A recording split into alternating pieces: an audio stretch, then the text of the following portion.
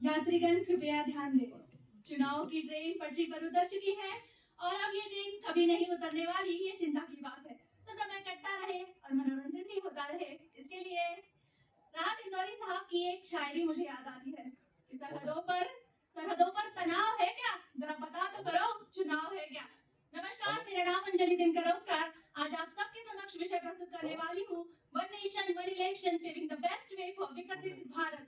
भारत एक ऐसा राष्ट्र जो अपने स्वर्णिम इतिहास के लिए जाना जाता है और भविष्य भी ऐसे ही परंपराओं के साथ स्वर्णिमता के लिए जाना जाए। इसके लिए कुछ ठोस कदम, कुछ अच्छे फैसले और कुछ विकास की राहों को चुनना हमारे लिए आवश्यक हो जाता है।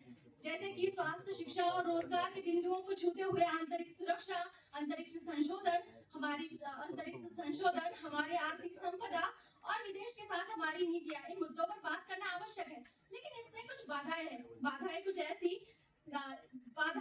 कि हमारा चुनावी ढांचा, जैसे मैंने पहले कहा, विविधताओं से संपूर्ण हमारे भारत में एक विविधता हमारा चुनाव भी है, जो निरंतर चलता ही जाता है, समाप्त होने का नाम ही नहीं लेता।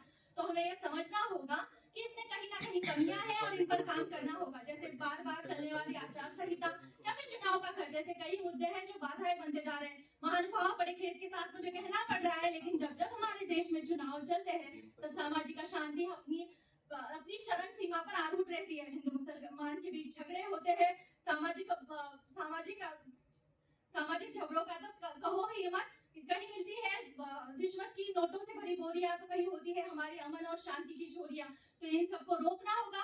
तो क्यों ना ये तस्वीर बदली जाए, विकास की ओर अग्रसर भारत की तकदीर बदली जाए और विकसित भारत में, लोकतांत्रिक भारत में चुनाव एक जंग नहीं, अपितु चुनाव लोकतंत्र का सबसे बड़ा उत्सव कहलाया जाए। हम एक राष्ट्र एक चुनाव के धोरण को अपनाएं और विकास की ओर अग्रसर हो। हमारे प्रशासन को मौका दे कि ये चुनाव की उलझनों से निकलकर वो देश हित में बड़े कार्य कर सके।